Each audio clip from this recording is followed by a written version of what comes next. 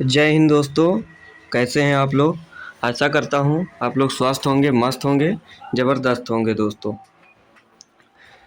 आइए, आज की क्लास हमारी एसएससी जीडी, एसएससी एमटीएस 2024-2025 परीक्षा के लिए जो जीके और जीएस का जो प्रैक्टिस सेट नंबर 18 है, आज हम उस पर चर्चा करेंगे दोस्तों। आइए, क्लास पे जितने लोग लाइव आ चुके हैं दोस्तों, सभी लोग क्लास को लाइक कर दें और क्लास को शेयर भी कर दें दोस्तों, जिससे दूसरों को भी लाभ मिल सके दोस्तों। आइए देरी न करते हुए आज की क्लास को स्टार्ट करते हैं दोस्तों। आज का मोटिवेशनल थॉट है हमारा। मोटिवेशनल थॉट लिखा हुआ है दोस्तों, अभी भी वक्त है, वक्त ना बेकार कर। अभी भी वक्त है, वक्त ना बेकार कर। खींच ले तीर कमान और लक्ष्य पे वार कर। खींच ले तीर कमान और लक्ष्य पे वार कर दोस्तों। तो अपने लक्ष्य पे वार करो सभी लोग दोस्तों, जल्दी जल्दी। और क्लास को लाइक करो, क्लास को शेयर भी करो। और यहाँ पे जो क्वेश्चन दिए गए हैं दोस्तों, उसके आंसर देने की प्रयास करें दोस्तों आप लोग, सभी लोग।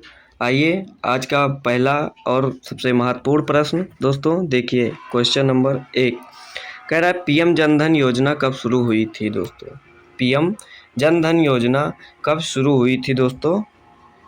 ऑप्शन है 28 अगस्त 2014, ऑप्शन बी है 25 सितंबर 2014, ऑप्शन सी है 8 अप्रैल 2015 और ऑप्शन डी है 9 मई 2015। तो दोस्तों इसका जो सही उत्तर है वह क्या होने वाला है दोस्तों? देखिए, 28 अगस्त 2014 क्या होगा दोस्तों इसका सही आंसर? 28 अगस्त 2014 को पीएम जनधन योजना शुरू हुई थी दोस्तों। कब शुरू हुई थी? 28 अगस्त 2014 को। आइए और देखते हैं, प्रधानमंत्री जनधन योजना 28 अगस्त 2014 को शुरू हुई थी दोस्तों। जनधन योजना और देख ली कितनी योजनाएं जो कब शुरू हुई।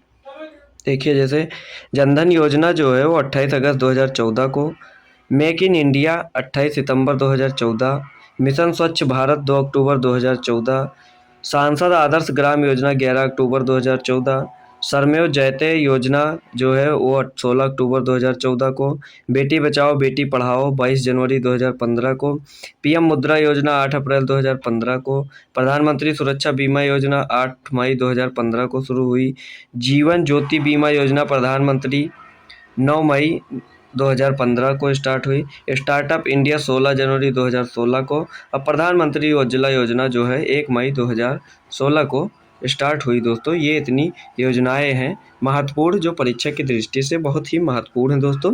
आप लोग इसको भी नोट कर लीजिए अपने नोटबुक में और याद कर लीजिए दोस्तों। आइए अगला प्रश्न देखते हैं, प्रश्न नंबर 2।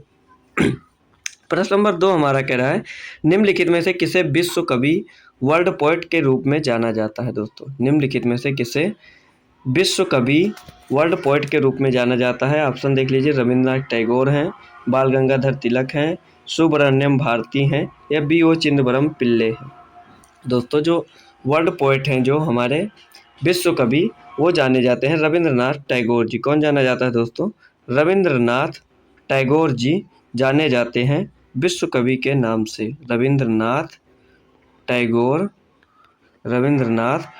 जी जाने जाते हैं विश्व कवि के नाम से। क्वेश्चन नंबर 2 का ऑप्शन नंबर ए बिल्कुल करेक्ट आंसर हो जाएगा दोस्तों। आइए जानते हैं इनके बारे में दोस्तों। देखिए, लिखा हुआ है, रविंद्रनाथ टैगोर एक भारतीय कवि लेखक। देखो, रविंद्रनाथ टैगोर जो थे वो एक भारतीय कवि भी थे, लेखक थे, नाटककार थे, दार्शनिक थे, समाज सुधारक और चित्रकार थे दोस्तों। वे गीतांजलि नामक कविताओं में अपने संग्रह के लिए 1913 में साहित्य का नोबेल पुरस्कार जीतने वाले प्रमुख भारतीयों में से एक थे दोस्तों। उन्होंने लगभग 12 उपन्यास, 35 गीतों और कई कहानियों का लेखन किया था। इस उपलब्धि के कारण उन्हें विश्व कवि कहा जाता है दोस्तों। उन्हें नोबेल पुरस्कार कब मिला था दोस्तों? 1913 में। आइए अगला प्रश्न देखते हैं, प्रश्न नंबर 3। प्रश्न नंबर 3 हमारा कह रहा है, इसरो का मुख्यालय कहाँ पर है दोस्तों? बहुत ही महत्वपूर्ण प्रश्न है दोस्तों, बहुत ही महत्वपूर्ण प्रश्न है दोस्तों। लिखा है, इसरो का मुख्यालय कहाँ पर है दोस्तों? ऑप्शन ए है कोलकाता, बी है बेंगलुरु, सी है नई दिल्ली और डी है इनमें से कोई नहीं। तो दोस्तों जो इसरो का मुख्यालय है दोस्तों, जो इसरो का मुख्यालय है वह बेंगलुरु में स्थित है। कहाँ पे स्थित है? बेंगलुरु में स्थित है इसरो का मुख्यालय। इसरो का मुख्यालय बेंगलुरु में स्थित है दोस्तों। और इसरो का गठन 15 अगस्त 1969 को हुआ था। कब हुआ था दोस्तों? 15 अगस्त 1971 को हुआ था। दोस्तों आप लोग कमेंट में बताइए इसरो के चीफ कौन है दोस्तों? इसरो के चीफ कौन है? वर्तमान में इसरो के चीफ कौन है दोस्तों? इस समय इसरो के चीफ दोस्तों आप लोग कमेंट बॉक्स में ज़रूर बताइएगा इसका आंसर इसरो के चीफ कौन है दोस्तों। आइए अगला प्रश्न देखते हैं, प्रश्न नंबर 4। प्रश्न नंबर 4 कह रहा है शास्त्रीय संगीत कहाँ से लिया गया है दोस्तों? जो शास्त्रीय संगीत है वह कहाँ से लिया गया है दोस्तों? ऑप्शन पढ़ लीजिए आप लोग। शास्त्रीय संगीत कहाँ से लिया गया है दोस्तों? ऑप्शन देखिए दोस्तों, यजुर्वेद, सामवेद और अथर्ववेद और ऋग्वेद है दोस्तों। अब आप लोग बताइए शास्त्रीय संगीत कहाँ से लिया गया है दोस्तों? देखिए यजुर्वेद जो है हमारा, उसमें से कर्मकांड और धार्मिक अनुष्ठान लिया गया है दोस्तों। जो यजुर्वेद है ऑप्शन नंबर ए जो है, यहाँ से कर्मकांड और धार्मिक अनुष्ठान लिया गया है दोस्तों। जो सामवेद है यहाँ से संगीत और गायन इसमें दिया उल्लेख है दोस्तों। किसमें? हमारा इसमें क्या नाम है? सामवेद में दोस्तों। और जो सी है अथर्ववेद में जादू टोना और आध्यात्मिक ज्ञान है इसमें अथर्ववेद में। और ऋग्वेद में दोस्तों जो डी है उसमें देवताओं की पूजा और स्तुति है। तो इस प्रश्न के हिसाब से इस प्रश्न का सही उत्तर क्या हो जाएगा दोस्तों? तो इसका सही उत्तर हो जाएगा सामवेद। ऑप्शन नंबर बी इसका बिल्कुल करेक्ट आंसर हो जाएगा, सामवेद। आइए अगला प्रश्न देखते हैं, प्रश्न नंबर 5।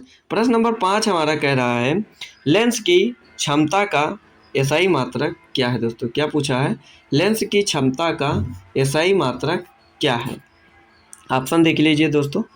ऑप्शन है डायोप्टर, वाट, कैंडेला, जूल। तो दोस्तों जो लेंस की क्षमता का एसआई मात्रक है वह हमारा है डायोप्टर। ऑप्शन नंबर ए प्रश्न नंबर 5 का बिल्कुल करेक्ट आंसर हो जाएगा क्या?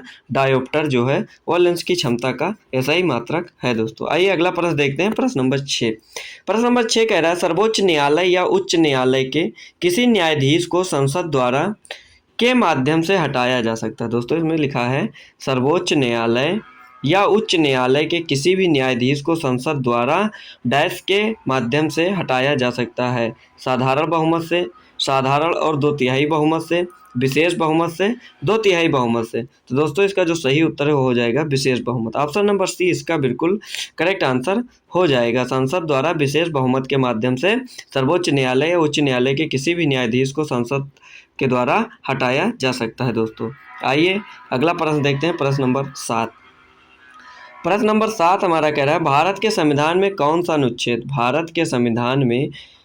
अनुच्छेद भारत के नियंत्रक एवं महालेखा परीक्षक की लेखा परीक्षा रिपोर्ट से संबंधित है दोस्तों? ऑप्शन देख लीजिए 148, 150, 151, 149। तो दोस्तों जो भारत के नियंत्रक एवं महालेखा परीक्षक की जो लेखा परीक्षा रिपोर्ट है वह संबंधित हमारे ऑप्शन नंबर सी यानी 151 अनुच्छेद नंबर 151 से संबंधित है दोस्तों। आइए देखते हैं प्रश्न नंबर 8। प्रश्न नंबर 8 हमारा कह रहा है दोस्तों कि राष्ट्रीय खाद्य सुरक्षा अधिनियम किस वर्ष पारित किया गया? देखिए दोस्तों राष्ट्रीय खाद्य सुरक्षा अधिनियम किस वर्ष पारित किया गया? ऑप्शन 2005, 2009, 2016, 2013। तो हमारा जो राष्ट्रीय खाद्य सुरक्षा अधिनियम है वो पारित हुआ है 2013 में।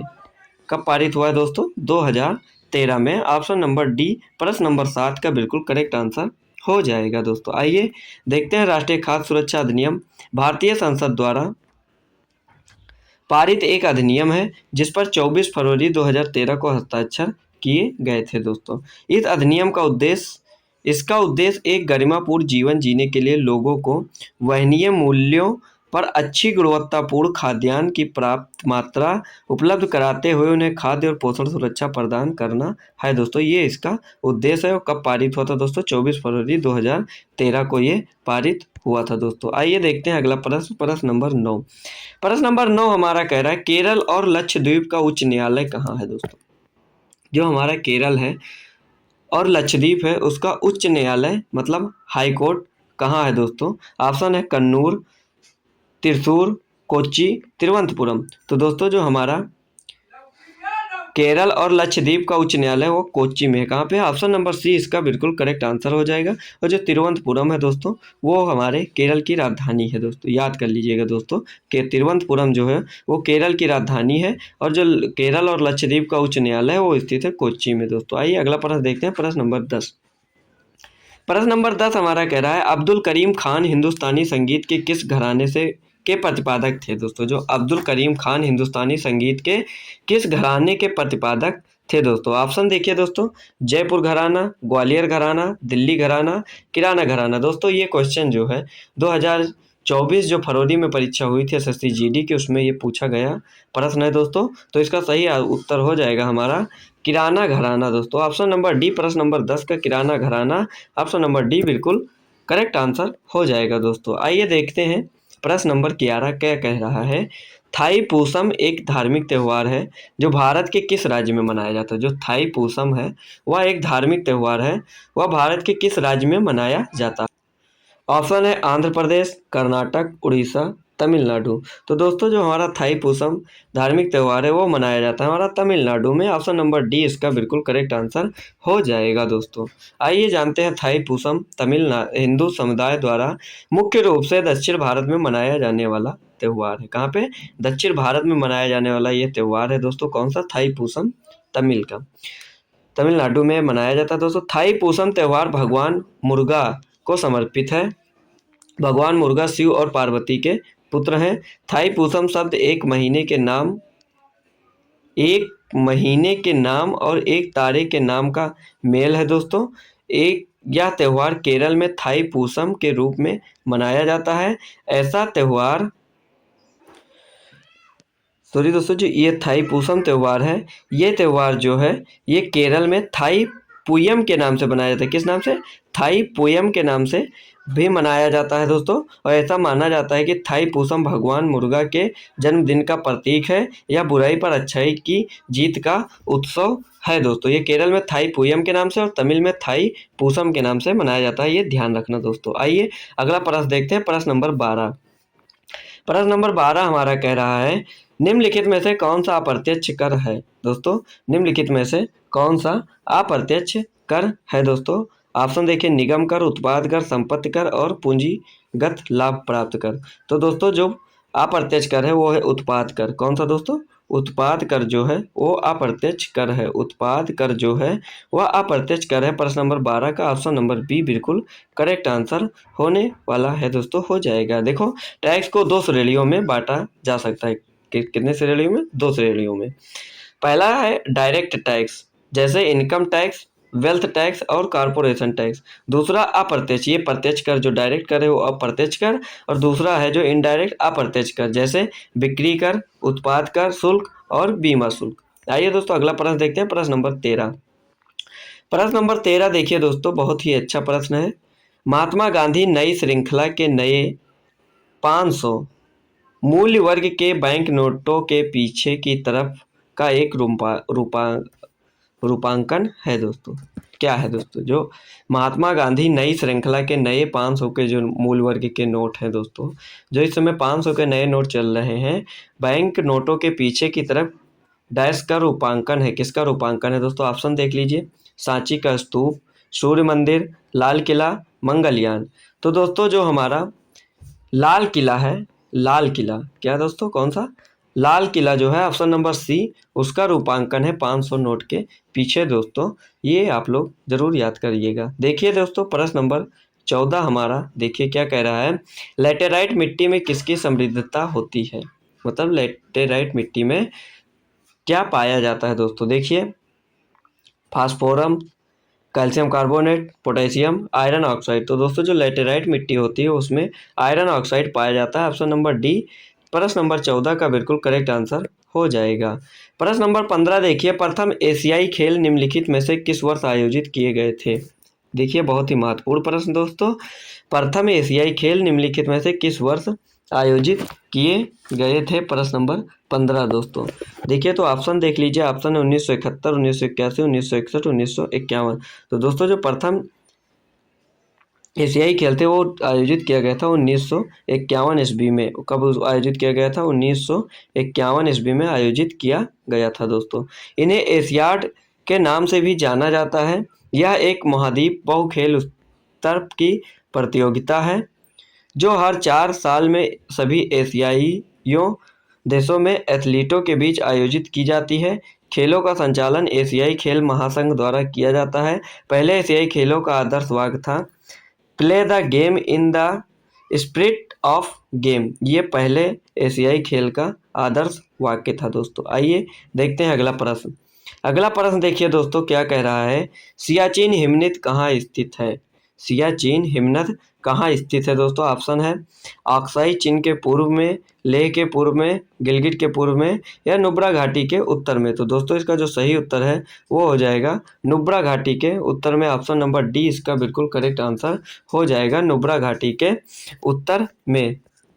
आइए अगला देखते हैं प्रश्न नंबर 17। प्रश्न नंबर 17 हमारा कह रहा है महात्मा गांधी को राष्ट्रीय पिता की उपाधि किसने दी थी? बहुत ही महत्वपूर्ण प्रश्न दोस्तों। देखिए क्या कह रहा है, महात्मा गांधी को राष्ट्रपिता की उपाधि किसने दी थी? गोपाल कृष्ण गोखले ने, सुभाष चंद्र बोस ने, या जवाहरलाल नेहरू ने, या मदन मोहन मालवीय ने। तो दोस्तों महात्मा गांधी को जो राष्ट्रपिता की उपाधि थी वो दी थी हमारे सुभाष चंद्र बोस ने। किसने दी थी दोस्तों? नेताजी सुभाष चंद्र बोस ने। नेताजी ने इनको किसकी उपाधि दी थी? राष्ट्रपिता की उपाधि दी थी नेताजी बोस ने। आइए प्रश्न नंबर 18 देखते हैं दोस्तों। कह रहा है लैंग्वेज ऑफ, यहाँ पे ट्रथ होगा दोस्तों, ट्रूथ लिख गया है, यहाँ पे ट्रथ होगा। लैंग्वेज ऑफ ट्रथ पुस्तक के लेखक कौन है दोस्तों? ट्रुथ, लैंग्वेज ऑफ ट्रुथ ऐसे लिखा जाता है दोस्तों, ट्रुथ। लैंग्वेज ऑफ ट्रुथ के लेखक कौन है दोस्तों? देखिए रस्किन बॉन्ड, सलमान रुश्दी, शशि थरूर, विक्रम सेठ। तो दोस्तों इसका जो सही उत्तर है वो हो जाएगा Salman Rushdie. Option number B इसका बिल्कुल करेक्ट आंसर हो जाएगा, Salman Rushdie language of truth पुस्तक के लेखक हैं दोस्तों। प्रश्न नंबर 19 देखते हैं दोस्तों। प्रश्न नंबर 19 हमारा कह रहा है भारत में प्रतिवर्ष एनआरआई या प्रवासी भारतीय दिवस कब मनाया जाता है दोस्तों? भारत में प्रतिवर्ष एनआरआई दिवस या प्रवासी भारतीय दिवस कब मनाया जाता है? ऑप्शन है 5 जनवरी, 7 जनवरी, 8 जनवरी, 9 जनवरी। तो जो हमारा प्रवासी भारतीय दिवस है वो मनाया जाता है 9 जनवरी को दोस्तों। ऑप्शन नंबर डी इसका बिल्कुल करेक्ट आंसर हो जाएगा दोस्तों। प्रश्न नंबर 20 देखिए दोस्तों। प्रश्न रहा है 20 कह रहा है दोस्तों 11वीं पंचवर्षीय योजना किसके नेतृत्व में बनाई गई थी? 11वीं पंचवर्षीय योजना जो थी वो किसके वर्ष में बनाई गई थी दोस्तों? नरेंद्र मोदी, मनमोहन सिंह, पीवी नरसिम्हा राव या अटल बिहारी वाजपेयी। तो दोस्तों जो हमारे 11वीं पंचवर्षीय योजना थी वो डॉक्टर मनमोहन सिंह के नेतृत्व में बनाई गई थी दोस्तों। और 11वीं पंचवर्षीय योजना जो थी वो 2007 से 2012 थी दोस्तों। कितनी थी दोस्तों? 2007 से 2012 थी 11वीं पंचवर्षीय योजना। और ये किसके नेतृत्व में बनाई गई थी? डॉक्टर मनमोहन सिंह के नेतृत्व में बनाई गई थी दोस्तों। प्रश्न नंबर 21 देखिए दोस्तों। प्रश्न नंबर 21 कह रहा है वित्त मंत्री श्रीमती निर्मला सीतारमण के अनुसार केंद्रीय बजट 2025 में राष्ट्र के समग्र विकास को सुनिश्चित करने के लिए डैश प्राथमिकता वाले क्षेत्र होंगे। दोस्त कितने प्राथमिकता वाले क्षेत्र होंगे? तो ऑप्शन देख लीजिए। ऑप्शन है 5, 9, 12, 15। तो दोस्तों जो प्राथमिकता वाले क्षेत्र होंगे वो होंगे 9। ऑप्शन नंबर बी इसका बिल्कुल करेक्ट आंसर हो जाएगा। प्रश्न नंबर 21 का ऑप्शन नंबर बी बिल्कुल करेक्ट आंसर हो जाएगा दोस्तों। देख लीजिए दोस्तों, वित्त मंत्री श्रीमती निर्मला सीतारमण के अनुसार राष्ट्र के समग्र विकास को सुनिश्चित करने के लिए केंद्रीय बजट 2025 में 9 प्राथमिकता वाले क्षेत्र होंगे। पहला होगा जो प्राथमिकता वाले क्षेत्र हैं दोस्तों देख लीजिए। पहला है कृषि में उत्पादकता और लचीलापन। दूसरा है रोजगार और कौशल। तीसरा है समावेशी मानव संसाधन विकास और सामाजिक न्याय। फिर चौथा है विनिर्माण और सेवाएं। पांचवा है शहरी विकास। छठा है ऊर्जा सुरक्षा। सातवां है आधारभूत संरचना। आठवां है नवाचार और अनुसंधान एवं विकास। और 9वां है अगली पीढ़ी के सुधार। ये थे हमारे 9 प्राथमिकता वाले क्षेत्र 2025 जो बजट होगा उस राष्ट्र के समग्र विकास के लिए। आइए अगला प्रश्न देखते हैं। प्रश्न नंबर 22। प्रश्न नंबर 22 हमारा कह रहा है रूसी संघ के राष्ट्रपति द्वारा प्रधानमंत्री नरेंद्र मोदी को प्रदान किए गए पुरस्कार का क्या नाम है दोस्तों? देखिए बहुत अच्छा प्रश्न दोस्तों। रूसी संघ के राष्ट्रपति द्वारा प्रधानमंत्री नरेंद्र मोदी को प्रदान किए गए पुरस्कार का नाम क्या है दोस्तों? ऑप्शन देख लीजिए। Order of the white eagle, the order of friendship, the order of Saint Andrew the apostle या order of the red banner. तो दोस्तों इसका जो सही उत्तर हो जाएगा option number C, the order of Saint Andrew the apostle. ये पुरस्कार प्रदान किया था रूसी संघ के राष्ट्रपति प्रधानमंत्री नरेंद्र मोदी को दोस्तों। देखिए the order of Saint Andrew the apostle रूस का सर्वोच्च राष्ट्रीय पुरस्कार है। रूस का सर्वोच्च राष्ट्रीय पुरस्कार है दोस्तों। अब प्रधानमंत्री नरेंद्र मोदी को भारत रूस संबंधों को बढ़ावा देने में उनके योगदान के लिए यह पुरस्कार दिया गया। किसके लिए? बढ़ावा देने में उनके योगदान के लिए पुरस्कार दिया गया भारत और रूस के संबंधों को दोस्तों। देखिए प्रश्न नंबर 23 हमारा कह रहा है हर्षवर्धन राजवंश कितने विशिष्ट प्रकार के क्षेत्रों में विभाजित था? जो हर्षवर्धन राजवंश जो था वह विशिष्ट प्रकार के कितने क्षेत्रों में विभाजित था? 4, 3, 2, 5। तो दोस्तों जो हर्षवर्धन राजवंश था वह 2 विशिष्ट प्रकार के क्षेत्रों में विभाजित था। 2 विशिष्ट प्रकार के क्षेत्रों में विभाजित था दोस्तों। आइए देखते हैं वो 2 विशिष्ट प्रकार के कौन से थे क्षेत्र। देख लीजिए दोस्तों 2 प्रकार के क्षेत्र थे, प्रत्यक्ष रूप से प्रशासित क्षेत्र और सामंती राज। प्रत्यक्ष रूप से प्रशासित क्षेत्र राजा और उसके प्रशासन के प्रत्यक्ष नियंत्रण में थे और सामंती राज अर्ध स्वायत्त थे और उन पर स्थानीय सरदारों का शासन था जो हर्षवर्धन के प्रति निष्ठा रखते थे। ये हमारा हो गया हर्षवर्धन का राजवंश जो 2 विशिष्ट प्रकार के क्षेत्रों में विभाजित था दोस्तों। आइए देखते हैं प्रश्न नंबर 24। प्रश्न नंबर 24 कह रहा है दिलीप ट्रॉफी डैश से संबंधित है। जो दिलीप ट्रॉफी हो किससे संबंधित है दोस्तों? ऑप्शन देख लीजिए। Badminton, cricket, football, basketball. तो जो दिलीप ट्रॉफी दोस्तों वो संबंधित है हमारे ऑप्शन नंबर बी यानी क्रिकेट से संबंधित है दिलीप ट्रॉफी दोस्तों। आइए दिलीप ट्रॉफी के बारे में जानते हैं दोस्तों। दिलीप ट्रॉफी भारत में एक घरेलू प्रथम श्रेणी क्रिकेट प्रतियोगिता है। दिलीप ट्रॉफी भारत में एक घरेलू प्रथम श्रेणी क्रिकेट प्रतियोगिता है। इस टूर्नामेंट का नाम नवानगढ़ के कुमार श्री दिलीप सिंह जी के नाम पर रखा गया है जो एक प्रसिद्ध भारतीय क्रिकेटर थे।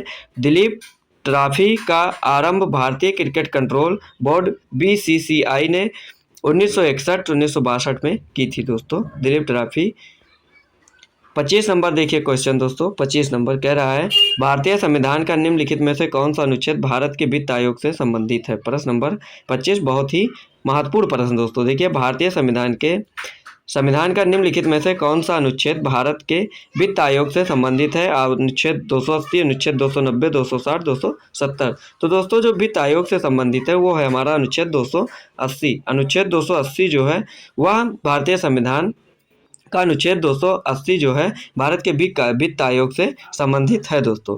भारतीय संविधान का अनुच्छेद 232 जो है वो भारत के वित्त आयोग से संबंधित है। वित्त आयोग का गठन भारत के राष्ट्रपति द्वारा प्रत्येक 5 वर्ष में किया जाता है। इसका उद्देश्य केंद्र सरकार और राज्य सरकारों के बीच वित्तीय संबंधों को परिभाषित करना होता है दोस्तों। ये थे हमारे आज के 25 प्रश्न दोस्तों जो परीक्षा की दृष्टि से महत्वपूर्ण थे दोस्तों। आशा करता हूँ कि आप लोगों को ये वीडियो पसंद आई होगी दोस्तों। अगर वीडियो पसंद आई हो तो वीडियो को लाइक करें और शेयर करें और दोस्तों अपने दोस्तों को शेयर करें। धन्यवाद। जय हिंद। जय